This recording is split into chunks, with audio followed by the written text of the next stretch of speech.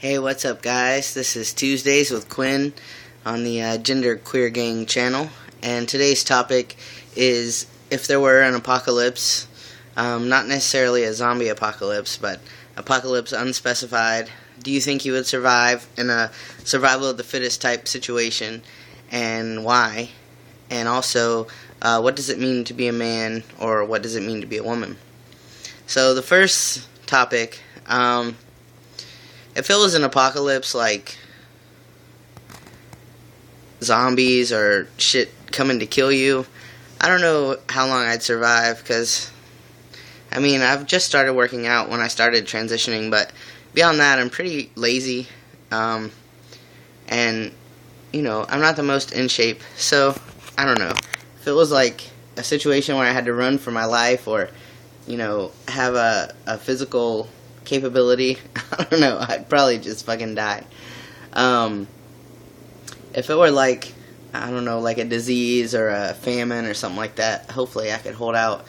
I've watched enough Man vs. Wild that maybe I could live in the woods, eat some worms or something like that, lift up some rocks, see what I could find.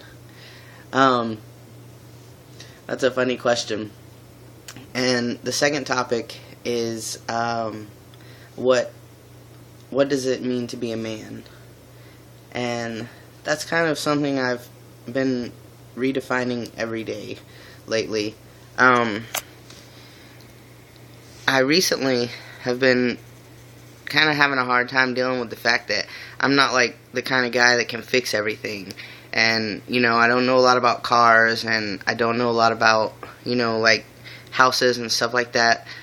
We are moving, and we went to look at this house that we're thinking about getting, and I took one of my guy friends with me, and he was, pointing out everything. Oh, this is why this is, and, this is what's wrong with this, and this looks like this, and I'm just like, man, I'm not that kind of guy. Like, I'm not, like, handy like that, and I wish I was, because my real dad is like that, and my grandpa's like that, and, every man in my family is kind of like, if anything goes wrong in my house, I just call my grandpa, and he can fix everything. Like, I just wish I could be like that.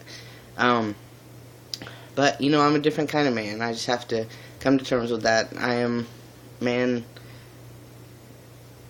evolving, I guess. So, I just have to come to terms with the fact that I don't have to have dirt under my fingernails to be a man and to feel masculine. I can be just as much of a man sitting in a room playing guitar and air conditioned. I don't have to be sweaty and dirty and, like, have worked as hard as I could work for 10 hours to feel like a man. Even though that's kind of the mindset I was raised believing. But we all have to escape the opinions of our past. I guess a man to me, or a good man really, is I think what we're kind of talking about.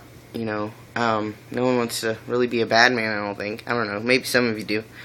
But, I take characters from works of fiction and generally idolize them, like Atticus Finch from To Kill a Mockingbird. That's the kind of man I want to be. He's fair to everyone. He sticks up for people, even when everyone's against him, just because he knows it's the right thing to do. Kind of like, and I don't mean to sound too white here, but kind of like Andy Griffith. If I could have, like, the good nature and the optimism of Andy Griffith mixed with, like, the coolness and the suaveness of, like, James Bond, that's it right there. But yeah, I don't mean to sound too vanilla talking about Atticus Finch and Andy Griffith, but, there are fictional characters that embody a lot of good characters, or characteristics that, you can model yourself after. And this is going to sound really corny and silly, but when I was like 14 or 15, before I even knew, I was trans, I would watch Dirty Dancing, and just the way Patrick Swayze was in that movie, like, that's how I wanted to be when I grow up. He made me open car doors for women on dates and stuff like that. Like, he was the reason, I was, what's that word? Chivalrous. Yeah. And I never could dance, but, at least I got the other part down. But yeah, I just think, just being a man is really finding yourself and being comfortable with who you are. Not every man is a man's man. We're not all macho and we're not all tough, but you just come to terms with what you are and work with what you have, and you find a way to be happy with it. And I think that real men always aim to be better than they were the day before, and that's what I aim to do. So yeah. Alright, those are my deep thoughts. That's it for this week, guys. See ya.